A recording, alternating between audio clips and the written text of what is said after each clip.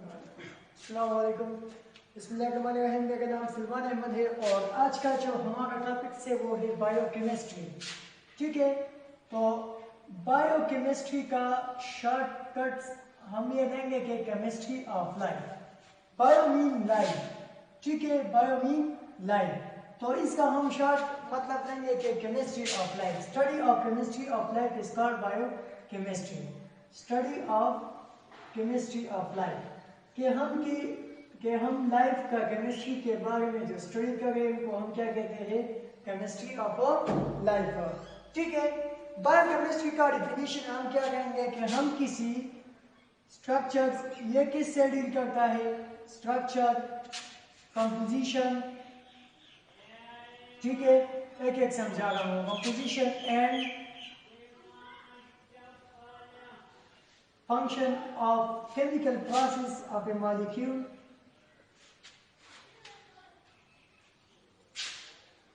chemical process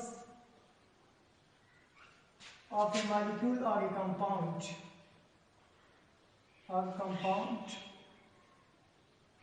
in the body of living organisms, in the body of living organisms, ठीक है, body of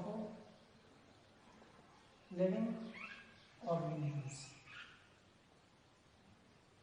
ठीक है, biochemistry किस चीज के साथ डील करता है, तो बायोकेमिस्ट्री जो है ना ये डील करता है कि किसी मॉलिक्यूल्स का स्ट्रक्चर कौन सा है, स्ट्रक्चर्स मीन बनावट के, स्ट्रक्चर्स इसका कैसा है, कंपोजिशन किस चीज से बना हुआ है, फंक्शंस और क्या काम करता है, और उनका केमिकल प्रोसेस का ये रिएक्शंस कैसे करता है।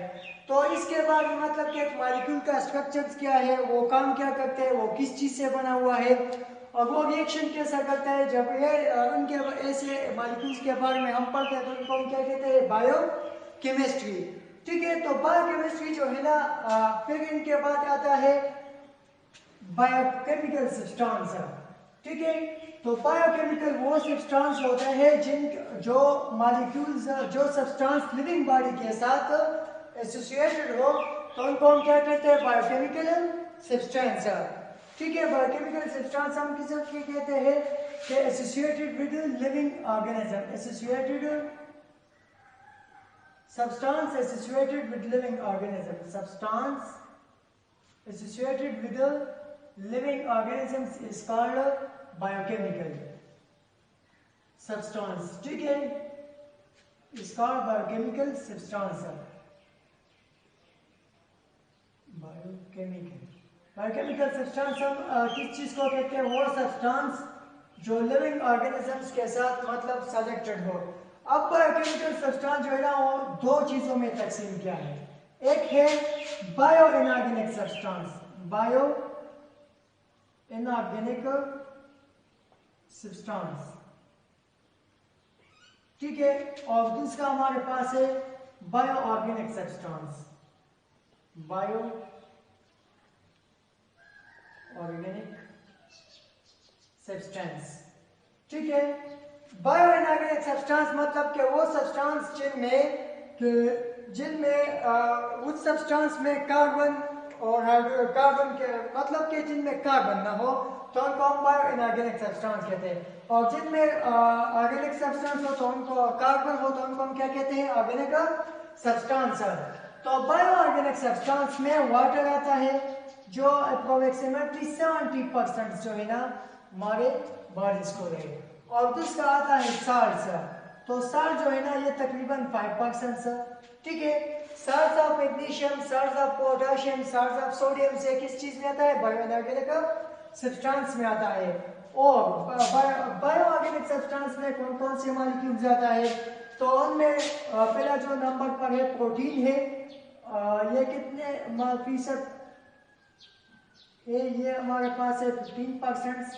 फिर है लिपिड, लिपिड जो है ना वो है 7%, और दूसरा जो है ना कार्बोहाइड्रेट्स है, कार्ब जिसे हम दूसरा नाम कार्बोहाइड्रेट्स कहते हैं, कार्ब कहते हैं, कार्बोहाइड्रेट्स जो है ना वो 2% होगा, और जो न्यूक्लिक एसिड्स है वो 8% होगा, न्यूक्लिक एसिड्स जो है ना ये 8% होगा। ठीक है, तो ये जो है ना ये बायोकेमिकल सब्सटेंस मतलब कि ये वो सब्सटेंस है जो लिविंग बॉडीज में मौजूद है। Water 70%, salt 5%, protein 15%, lipid 7%, carbohydrate 2%, सो न्यूक्लिक एसिड्स 1%। सर ये क्या है? ये वो बायोकेमिकल सब्सटेंस है जो लिविंग बॉडी से रिलेटेड है। ठीक है, अब हम चाहते हैं कि स्कोप ऑफ बायोकेमिस्ट्री के बायोकेमिस्ट्री किस चीज में यूज होता है, तो मेडिसिन में यूज होता है कि एक्सक्रीशंस, वो हम लास्ट में पढ़ेंगे। ठीक है, अब ये जो क्लासिफिकेशंस क्या है, तो पहला हम चाहते हैं बायोकेमिस्ट्री में पहले टॉपिक की तरफ चलते हैं, वो है कार्बोहाइड्रेट्स है। ठीक है, पहला क्या है? Carbohydrates. Carbohydrates,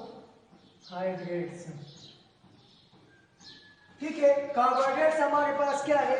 carbon carbon mean carbon और हाइड्रेट्स मीन वाटर। ठीक है, तो हम कहेंगे कि hydrates of carbon is called carbohydrates. इसका हम जो ये शॉर्टकट डेफिनेशन के लिए वो है कि पॉलीहाइड्रोक्सी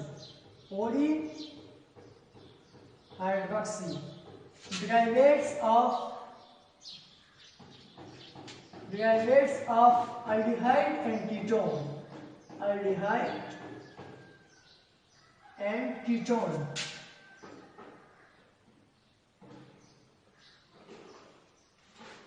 इसका कार्बोहाइड्रेट्स। कार्बोहाइड्रेट्स क्या है? ये हमारे पास जो है ना ये polyhydroxy derivatives of aldehyde and ketone है। अल्डिहाइड और कीटोन के लिए हमारे पास फंक्शनल ग्रुप्स है, और फंक्शनल ग्रुप पर मैंने वीडियो बनाए हैं, वो तफसील से आप लोग देख सकते हैं। मतलब कि हमारे पास बहुत ऑर्गेनिक कंपाउंड्स है, तो हम वो किस तरह जान सकते थे? तो हम ये ऑर्गेनिक कंपाउंड्स जो है ना इन्हें फंक्शनल ग्रुप के जरिए पहचान सकते हैं कि ये ऑर्गेनिक कंपाउंड्स है और ये वाला ऑर्गेनिक कंपाउंड्स है। किस चीज के जरिए? फंक्शनल ग्रुप के जरिए। तो ये अल्डिहाइड्स और कीटोन जो है ना ये क्या है? ये भी हमारे पास फंक्शनल ग्रुप्स है। दूसरी बात जो है ना ये कि पॉलीहाइड्रोक्सी का मतलब है कि मेनी हाइड्रोक्साइड ग्रुप। पॉलीहाइड्रोक्सी का मतलब है many hydroxide group, means many hydroxide group, many hydroxide group. ठीक है, कि बहुत से हाइड्रोक्सिल OH ग्रुप होता है, उनको हम क्या कहते हैं? पॉलीहाइड्रोक्सीज। ठीक है, अब इनको हम एक एक तफसील से पढ़ेंगे। अब जो है ना कार्बोहाइड्रेट्स को तीन ग्रुप्सों में तकसीम किया है। ठीक है, कार्बोहाइड्रेट्स को कितने ग्रुपों में तकसीम किया है? 3 ग्रुप्स में तकसीम किया है। तो पहले हमारे पास जो है ना इनको 3 ग्रुप्सों में तकसीम किया है। पहले हमारे पास है मोनोसेकेराइड्स,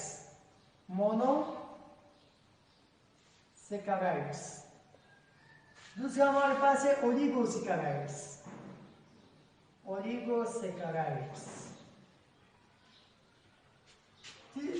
तीसरा हमारे पास है पॉलीसेकेराइड्स।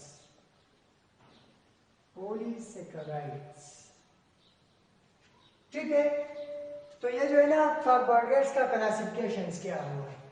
तो मोनोसेकेराइड्स, मोनो कहते हैं वन को, मोनो किस चीज को कहते हैं?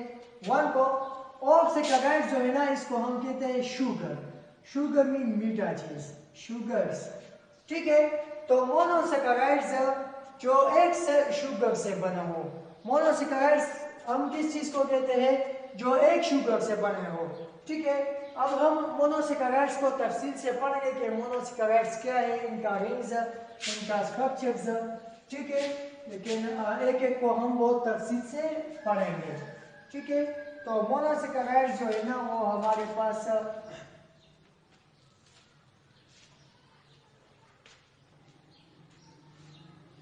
मोनोसेकेराइड्स, जैसे कि मैंने आपको बताया कि मोनोसेकेराइड्स हमारे पास बने हुए हैं 1 शुगर से। कौन से? 1 शुगर से। तो इसका मतलब यह है कि those carbohydrates which cannot be hydrolyzed into simple units। मतलब है कि ये हाइड्रोलाइज नहीं होता। हाइड्रोलाइज क्या के मतलब कि प्रोडक्ट्स के लिए थ्रू ब्रेकिंग हो जाए, मतलब कि ये cannot be hydrolyzed, हाइड्रोलाइज्ड, ये ब्रोक नहीं होगा, हाइड्रोलाइज्ड ये नहीं टूटेगा। N2 सैंपल यून, N2 सैंपल यूनिट्स, क्योंकि ये तो एक से बना है। जब एक से बना है तो ये किस तरह मतलब हाइड्रोलाइज होगा, किस तरह टूट जाएगा, सैंपल यूनिट्स। तो ठीक है, मतलब मैं आपको कह रहा हूँ कि फर्ज करिए ये एक है, ये क्या है, ये एक मोनोसेकेराइड है। तो इस मोनोसेकेराइड में क्या क्या हो सकता है, इसमें 3 कार्बन भी हो सकता है, इसमें 4 कार्बन भी हो सकता है, इसमें 5 कार्बन भी हो सकता है, इसमें 6 कार्बन भी हो सकता है। ठीक है, और 3 कार्बन वाले को हम ट्रायोसिस कहते हैं। ठीक है, इसको हम टेट्रोसिस कहते हैं, इसको हम पेंटोसिस कहते हैं, और इसको हम हेप्टोसिस हेक्सोसिस कहते हैं, हेक्सोसिस कहते हैं। ठीक है, अब आइए का जो है ना हम स्ट्रक्चर्स ड्रा करेंगे और आपको समझाएंगे कि ये क्या है, ट्रायोसिस क्या है, टेट्रोसिस क्या है। ठीक है, तो यहां देखिए 3 कार्बन वाले को हम क्या कहते हैं, ट्रायोसिस, ट्रायोसिस।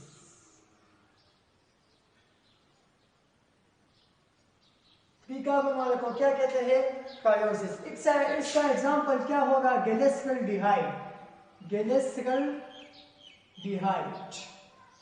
ठीक है, गैलिसरल्डिहाइड क्या है, ये 3 कार्बन से बना है और ये क्या है, ये मोनोसेकेराइड है। इसका ये आया फंक्शनल ग्रुप, ये क्या आया, अपन 3 कार्बन है तो पहले 3 कार्बन बनाना है।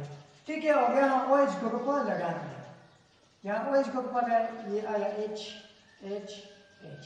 ये क्या है, ये हमारे पास है गैलिसरल्डिहाइड।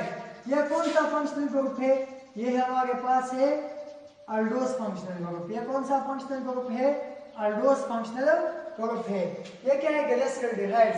अब मैं आपको गैलिसरल्डिहाइड बना रहा हूं, मतलब कि इनमें अल्कोहल फंक्शनल ग्रुप आ जाए।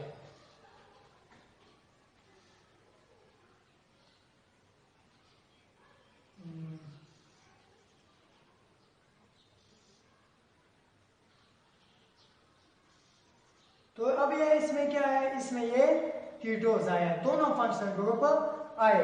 तो ये हमारे पास क्या है, ये हमारे पास ट्रायोसिस है। ठीक है, तो पहले ही बताया था कि कार्बोहाइड्रेट्स में क्या है, या अल्डिहाइड फंक्शनल ग्रुप होगा या कीटोनिक फंक्शनल ग्रुप। तो यहाँ अल्डिहाइड भी आया और यहाँ कीटोन भी आया।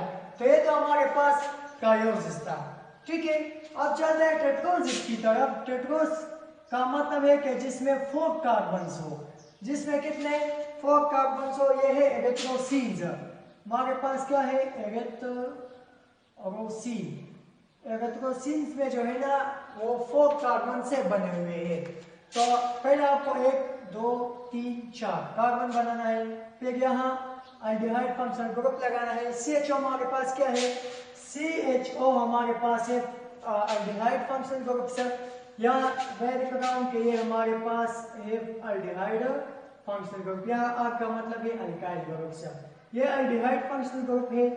ठीक है, और ये जो है ना ये कीटोनिक फंक्शनल ग्रुप है। ये क्या है, ये कीटो फंक्शनल ग्रुप है। ठीक है, ये दोनों आपको याद है, याद है। ठीक है, ये कीटोनिक फंक्शनल ग्रुप हो, ये दूसरा क्या है, ये अल्डिहाइड फंक्शनल ग्रुप है। यहाँ जो है ना लेफ्ट साइड को आपको मतलब के OH लगाना है। ठीक है, यहाँ क्या आ जाएगा, H H H H। ये हमारी क्या है, ये हमारे पास है एरिथ्रोसिन। एरिथ्रोसिन है हमारे पास, ये 4 कार्बन से बने हुए हैं।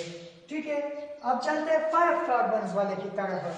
ठीक है, 5 कार्बन वाले की तरफ चलते हैं। तो 5 कार्बन का हमारे पास जो है ना राइबोज एग्जांपल है, राइबोज, इसे हम पेंटोज भी कहते हैं। ठीक है, पेंटोज। राइबोज कहाँ पर पाया जाता है, DNA में होता है। ठीक है, और वहाँ जहाँ पर हम इंशाल्लाह DNA पढ़ेंगे तो बहुत तफसील के साथ पढ़ेंगे। तो राइबोज जो है ना, राइबोज में 5 कार्बन है, तो पहला 5 कार्बन बनाना है, 1 2 3 4 5। अल्डिहाइड फंक्शनल ग्रुप लगाना है, ये है अल्डिहाइड फंक्शनल ग्रुप। ठीक है, अब इन तरफ से क्या लगाना है, लेफ्ट साइड को OH ग्रुप लगाना है, हाइड्रोक्सिल ग्रुप लगाना है, और यहाँ क्या है HH लगाना है, हाइड्रोजन से लगाना है। ठीक है, तो ये हमारे पास क्या, ये हमारे पास राइबोस आया। ये तो इसका मतलब स्ट्रेट चेन वाला स्ट्रक्चर है। अब इनका हम बनाएंगे साइक्लिक वाला स्ट्रक्चर। ठीक है, कौन सा साइक्लिक वाला स्ट्रक्चर्स बनाएंगे। तो इसका ये जो साइक्लिक वाला स्ट्रक्चर से वो कुछ इस तरह बनते हैं। ठीक है, तो ये कार्बन नंबर ये हमारे पास आया CH2OH, यहाँ H आ जाएगा,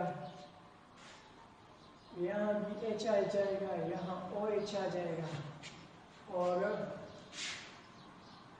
OH OH H H, ये क्या है, ये राइबोस का स्ट्रक्चर है। ठीक है, इस तरह ड्रा करना है। किस तरह ड्रा करना है आपको ये राइबोस का स्ट्रक्चर।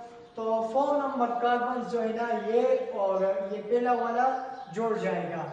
ठीक है, ये हमारे पास 1 2 3 4 5 इस तरह ये कार्बन से बना है। लेकिन याद रखिए, इसको हम क्या कहते हैं, इसको हम अल्फा राइबोस कहते हैं। इसको हम क्या कहते हैं, अल्फा राइबोस।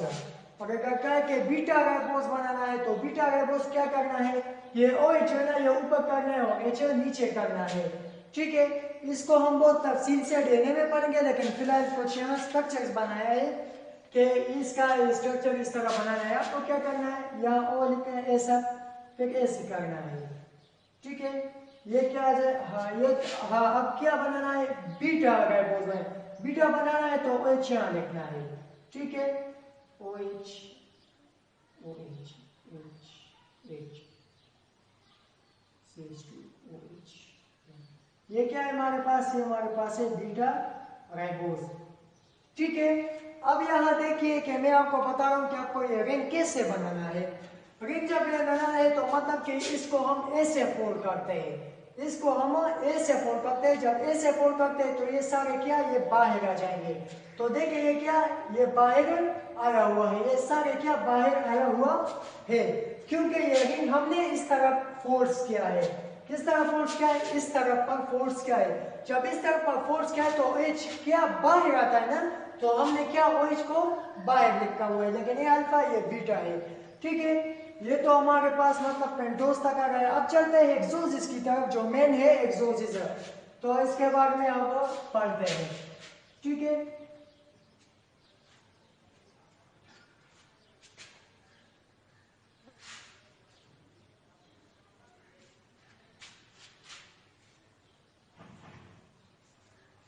ठीक है, अब चलते हैं कि हेक्सोसिस की तरफ।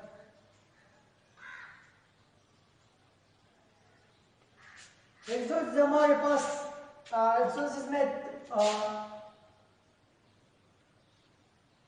मतलब मोनोसिक्राइड मतलब के मुख्तलिफ डिफरेंट ग्लूकोज आता है।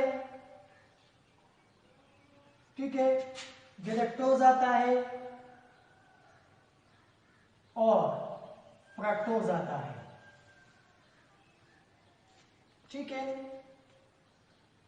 फ्रक्टोज आता है। ठीक है, अब क्या करना है, ग्लूकोज जो है ना, इसका फार्मूला है C6H12O6, सबों का यही फार्मूला है। आपको क्या करना है, लेकिन ये याद रखना है कि ग्लूकोज और गैलेक्टोज में अल्डोज फंक्शनल ग्रुप होगा। कौन सा फंक्शनल ग्रुप, अल्डोज, और इनमें कीटो फंक्शनल मतलब कीटोज फंक्शनल ग्रुप होगा। ठीक है, अब इसका हम स्ट्रक्चर्स बना देंगे तो बहुत समझ में आ जाएंगे। इसका जो हम स्ट्रक्चर बनाएंगे तो इस तरह बनाना है, 1 2 3 4 5 6, ये क्या है, ये इसका स्ट्रक्चर है, मतलब 6 कार्बन बराबर है। अब यहाँ फंक्शनल ग्रुप लगाना है। ये कौन सा फंक्शनल ग्रुप है, ये हमारे पास है अल्डिहाइड। CHO क्या है, ये अल्डिहाइड फंक्शनल ग्रुप है, पहले भी बताया। ये 1 कार्बन, ये 2 कार्बन, ये 3 कार्बन, ये 4, ये 5, ये 6 नंबर कार्बन आया। ठीक है, अब जो है ना 2 नंबर कार्बन, लेकिन एक याद रहे कि 3 नंबर कार्बन पे आपको इस तरफ OH लगाना है। 3 नंबर कार्बन पे सिर्फ आपको यही तरफ से OH लगाना है, बाकी OH हाइड्रोक्सिल ग्रुप जो है ना वो इस साइड पे लगाना है। ठीक है, ये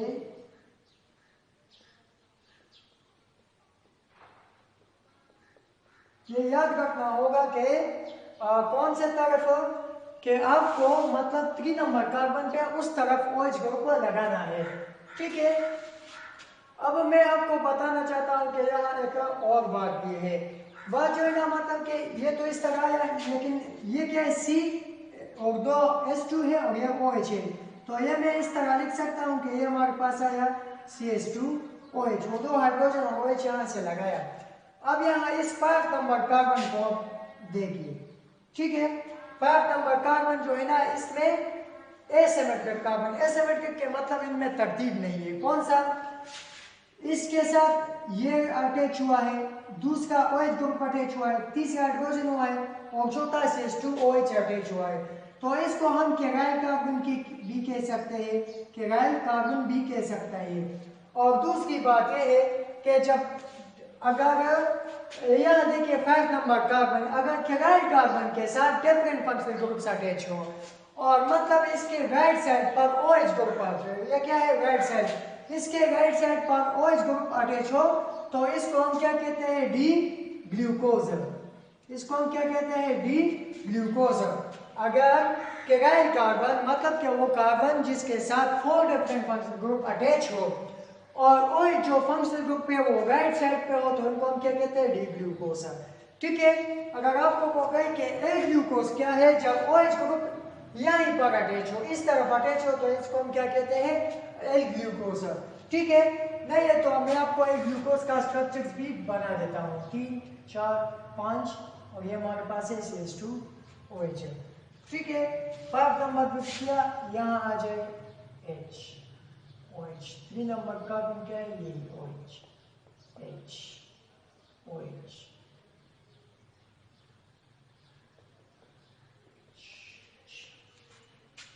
तो अब यही देखिए, ये 5 नंबर कार्बन है, 6 तो ये 5 कार्बन है, इसके साथ एक हाइड्रोजन, ये फंक्शनल ग्रुप, ये फंक्शनल ग्रुप, ये फंक्शनल ग्रुप और एक ये फंक्शनल, मतलब इस कार्बन के साथ 4 डिफरेंट फंक्शनल ग्रुप, तो इसको हम केराइल कार्बन भी कहते हैं।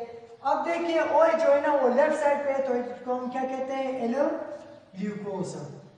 इसको हम क्या कहते हैं, एल ग्लूकोज कहते हैं। ठीक है, लेकिन कैपिटल डी और एल, ये जो स्मॉल डी और स्मॉल एल वाला है, डेक्स्ट्रो और लेवो, तो ये ऑप्टिकल एक्टिविटीज है, मतलब कि हम कोई रेज एक मॉलिक्यूल्स पर छोड़ दें और वो मॉलिक्यूल रोटेट करे राइट साइड पर, मतलब यूवी रेज की वजह से एक मॉलिक्यूल राइट साइड की तरफ रोटेट करे तो हम डेक्स्ट्रो ग्लूकोज कहते हैं। और अगर कोई मॉलिक्यूल्स पर यूवी रेज छोड़े और वो लेफ्ट साइड पर रोटेट करे तो उनको हम लीवो ग्लूकोज कहते हैं। ठीक है, तो ये हमारे पास क्या है, ये तो ग्लूकोज का स्ट्रक्चर सीखते हैं। ठीक है, अब इसका जो है ना मैं आपको रिंग स्ट्रक्चर बनाता हूँ। इसका आपको रिंग कैसे बनाना है। ठीक है, तो रिंग जो है ना ये क्या है, ये 5 नंबर कार्बन, आपको कुछ मतलब कि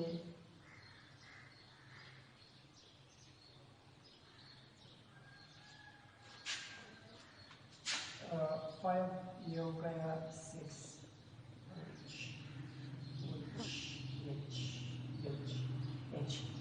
यह क्या हो जाता है, या यह हो जाता है कि ये जो है ना ये OH यही दिया जाता है और इसको कहते हैं कि चलो बांध बनाते हैं, लेकिन ये तो कहेगा कि हमारे वैलेंसी मुकम्मल हुआ है 4 कार्बन से।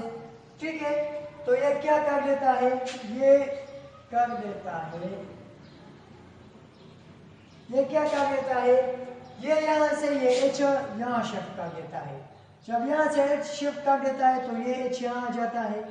ठीक है, और ये बॉन्ड खत्म हो जाता है। तो इस तरीके से ये रिंग बांधते हैं। तो यहाँ क्या है, ऑक्सीजन से carbon carbon carbon carbon carbon. ठीक है, अब आपको क्या करना है कि ये हमारे पास है कार्बन 1, कार्बन नंबर 2, ये साइड जो है ना carbon represent, carbon number 3, carbon number 4, carbon number 5 और कार्बन नंबर 6 यहाँ एक ग्रुप वेसिकल्स में अटैच होगा। ठीक है, अब आप लोग यहाँ स्ट्रक्चर्स को देखिए कि OH क्या है, ये सारे बाहर, लेकिन 3 नंबर जो है ना ये इस तरफ है।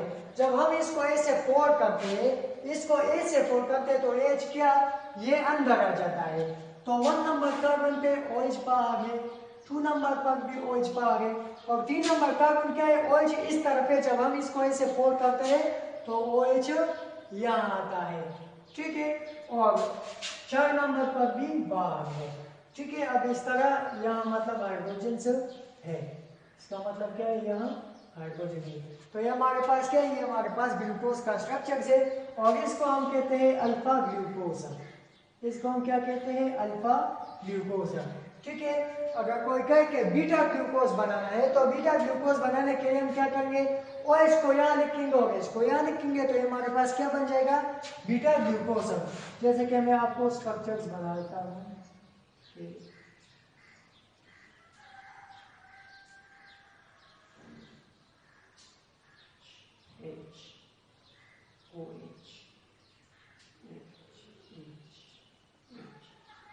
ये आया CH2OH,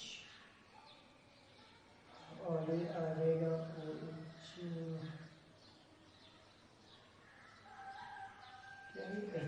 तो ये हमारे पास क्या है, ये हमारे पास है बीटा ग्लूकोज। ये हमारे पास क्या है, बीटा ग्लूकोज है। ठीक है, तो इस तरह क्या है, ये इसका रिंग स्ट्रक्चर है। ये कार्बन नंबर 1 है, ये कार्बन नंबर 2, ये कार्बन नंबर 3, ये 4, ये 5 और ये 6 है। इस तरह 6 कार्बन से मुकम्मल हुए। तो ये सब कुछ तो ग्लूकोज के बारे में था। ठीक है, अब चलता है गैलेक्टोज के बारे, गैलेक्टोज क्या है। ठीक है, तो गैलेक्टोज जो है ना, इसका स्ट्रक्चर ड्रा करना है और इस तरह समझाना भी है।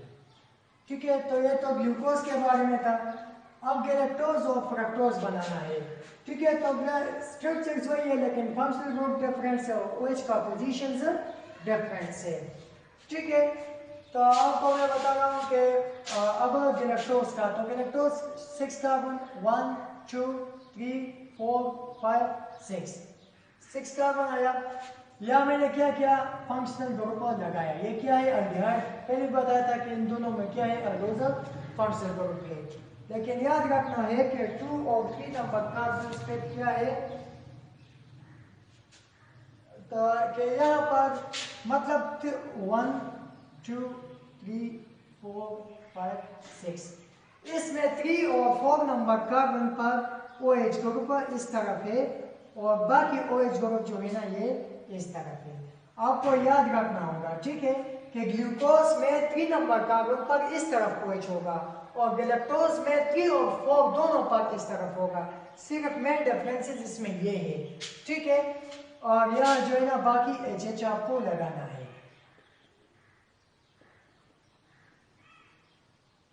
ठीक है, वो कैराइल carbon, D glucose, D galactose, glucose, बस वो जो आपने ग्लूकोज मतलब समझ दिया तो इस तरह स्ट्रक्चर्स आपको इनके लिए भी बनाना आसान हो जाएगा।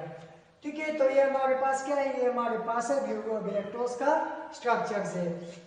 स्ट्रक्चर इसका अब हम बनाएंगे साइक्लिक स्ट्रक्चर। तो साइक्लिक स्ट्रक्चर ये हमारे पास ऑक्सीजन इस तरह का मेथड जो ग्लूकोज में कि 5 कार्बन इसको क्या कहेगा, चलो बॉन्ड बनाते हैं, वैलेंसी इस तरह से क्या कर देता है, यहाँ देखिए ये OH यहाँ आ जाता है और इसको क्या कहेगा, चलो बॉन्ड बनाते हैं। तो ये क्या है, हमारे पास तो वैलेंसी बराबर है, लेकिन फिर ये क्या करता है, ये H अपनी यहाँ शिफ्ट कर देता है और ये बॉन्ड खत्म हो जाता है। तो इस तरह ये रिंग जो है ना ये मिल जाता है। ठीक है, इसका जो असल स्ट्रक्चर है वो कौन सा है, ये। ठीक है, इसका असल स्ट्रक्चर है ये। ठीक है, क्या करना है, ये 1 2 3 4 5 6। ठीक है, आप लोग यहाँ देखिए। ठीक है, के 3 और 4 नंबर कार्बन पर क्या है, 3 और 4 नंबर कार्बन पर जो है ना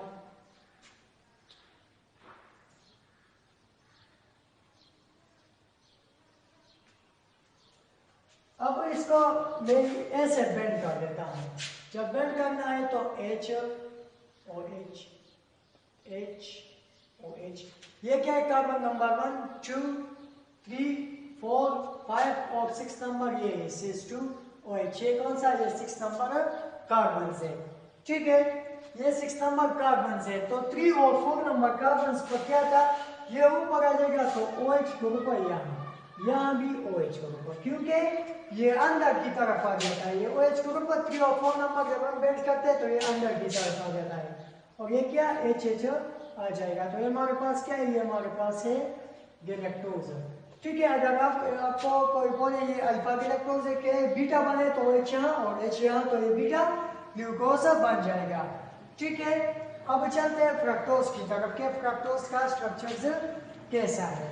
ठीक है, तो फ्रक्टोज का स्ट्रक्चर हम यहाँ ड्रा करेंगे। ठीक है, फ्रक्टोज हमारे पास क्या है? वो भी 6 का C6H12O6 है, लेकिन इनमें 6 कार्बन है। इनमें कीटोनिक फंक्शनल ग्रुप है 1 2 3 4 5 6। क्या आपको 1 2 3 4 5 6 आपको 2 नंबर कार्बन पर कीटोनिक फंक्शनल ग्रुप लगाना है। ये क्या है? ये कीटोनिक फंक्शनल ग्रुप। और दूसरी बात जो है ना, वो के कार्बन नंबर 3 पे यहाँ पर OH लगाना है, बाकी OH उस तरफ लगाना है। ठीक है, तो ये क्या है? OH OH OH और ये क्या है? H H H H H OH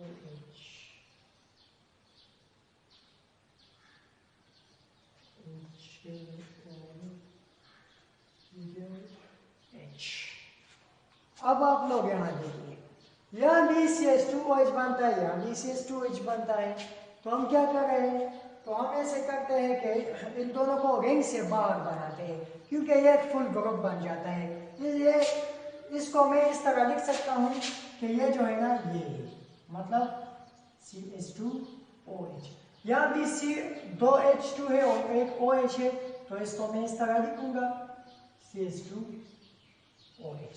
ठीक है, अब इसका रिंग बनाना है। जब इसका रिंग बनाना है तो क्या करना है? आपको करना यही है कि आप यहाँ O लगाना है।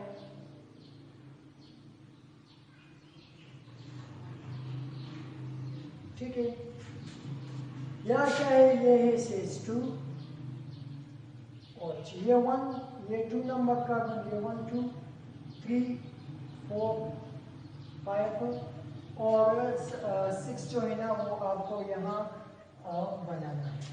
ठीक है, ये 6 नंबर कार्बन। तो ये हमारे पास आ गया OH और ये आया H, OH और H। ठीक है, अब करना यही है कि 3 नंबर कार्बन पे OH किधर था? अंदर आ जाएगा, क्योंकि इसको इस तरह फोल्ड करना है। जब इसको इस तरह फोल्ड करना है तो OH किधर आ जाएगा? अंदर आएगा, और बाकी ये जो OH है ये क्या हो जाएगा? ये बाहर हो जाएगा। तो ये H है और ये OH है। ठीक है, तो ये हमारे पास क्या है? ये हमारे पास फ्रक्टोज है। ये हमारे पास क्या है? फ्रक्टोज है। ठीक है, तो मैंने आपको मतलब कि मोनोसैकेराइड्स का जितने भी ट्राइओसिस, टेट्रोसिस, पेंटोसिस, हेक्सोसिस, इसका रिंग स्ट्रक्चर, स्ट्रेट चेन्स सब बना लेते हैं। ये हमारे पास जो है ना मोनोसैकेराइड्स के वाला। हाँ, दूसरा बात यह है कि फ्रक्टोज जो है ना, ये सारे मोनोसैकेराइड में स्वीटेस्ट है। ठीक है, कि सारे सैकेराइड में क्या है? स्वीटेस्ट है। फ्रक्टोज सारे सैकेराइड में क्या है? स्वीटेस्ट है। इसका जो है ना, मैं आपको कुछ प्रॉपर्टीज बता रहा हूँ कि मोनोसैकेराइड्स का प्रॉपर्टीज क्या है। ठीक है, तो पहले है कि ये स्वीट टेस्ट है, इसका स्वीट टेस्ट है। दूसरा क्या है? दूसरा हमारे पास है ये कलरलेस है, कलरलेस है। तीसरा हमारे पास है सॉल्युबल इन वाटर है, सॉल्युबल इन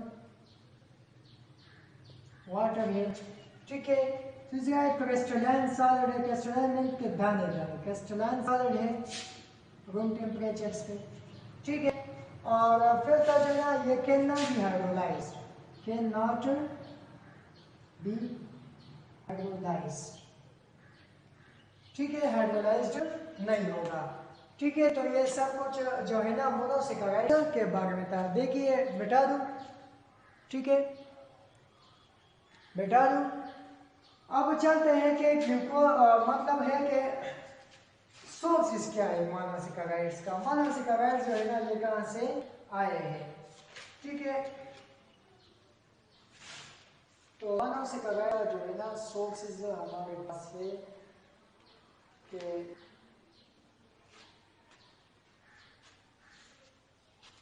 सोर्सेज हमारे, ठीक है। अब इनका कुछ मतलब यूं पढ़ना है कि ग्लूकोज का सोर्सेज क्या है। ग्लूकोज का सोर्सेज क्या है। ग्लूकोज का सोर्सेज जो मतलब मोनोसेकेराइड्स का सोर्सेज क्या है। तो जैसे कि आपको बताया था कि मोनोसेकेराइड जो है ना वो एक कार्बोहाइड्रेट्स है और इसका सोर्सेज है। सोर्सेज मोनोसेकेराइड्स का सोर्सेज क्या है। फ्रूट से,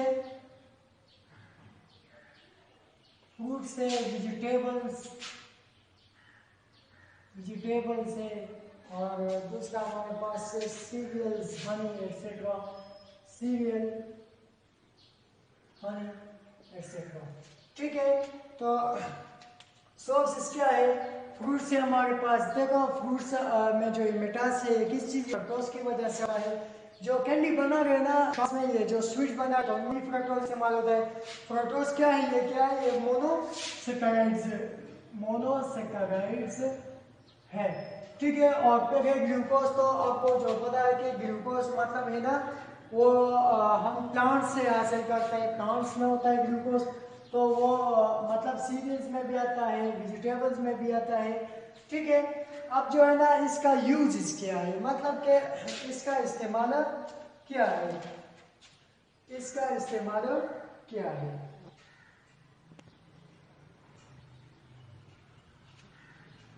तो इसका यूजेस जो है ना मोनोसेकेराइड्स का, जैसे कि आपको पता है कि ग्लूकोज से, तो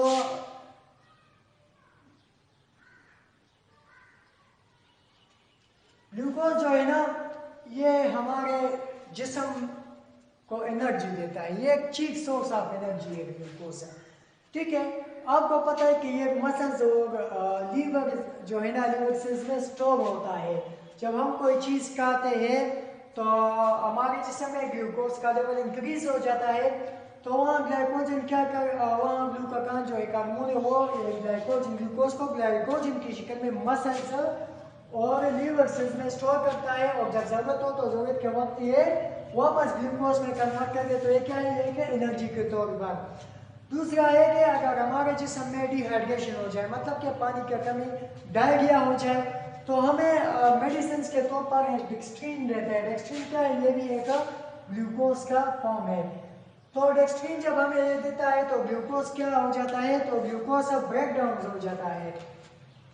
ग्लूकोज ब्रेक डाउन हो जाता है, CO2 रिलीज हो जाता है, वाटर रिलीज हो जाता है, और रिलीज एनर्जी क्या, और एनर्जी भी रिलीज हो जाता है, ठीक है। तो वाटर जो है ना वो एनर्जी जो हमें दे रहा है, तो हम फिर मतलब है कि अवेक हो जाता है, बेदार हो जाता है, फेंट हो जाता है क्यों। और दूसरा जो है ना वाटर, जो हमारे जिस्म में पानी की कमी होती है तो इसकी वजह से वो पानी भी हमारे जिस्म में आ जाता है। मतलब कि वो पानी का पानी का लेवल्स जो हमारे जिस्म को चाहिए वो भी बराबर हो जाता है, ठीक है।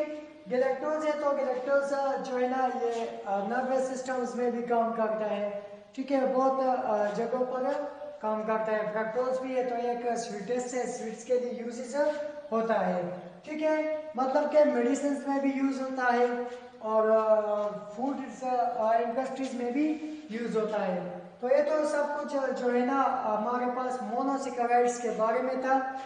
अब पढ़े नेक्स्ट जो हमारा टॉपिक्स होगा वो होगा डाइसेकेराइड्स और पॉलीसेकेराइड्स के बारे में। कि डाइसेकेराइड्स क्या है, पॉलीसेकेराइड्स क्या है, ठीक है। तो इनके बारे में हम पढ़ेंगे। तो ये आज का हमारा लेक्चर था। अगर अभी तक आप लोगों ने हमारा चैनल अहमद एजुकेशन को सब्सक्राइब नहीं तो प्लीज़ हमारा चैनल अहमद एजुकेशन को सब्सक्राइब करें, लाइक, ताकि हमारे हर नई आने वाली वीडियोस आप तक पहुंच सके। थैंक्स।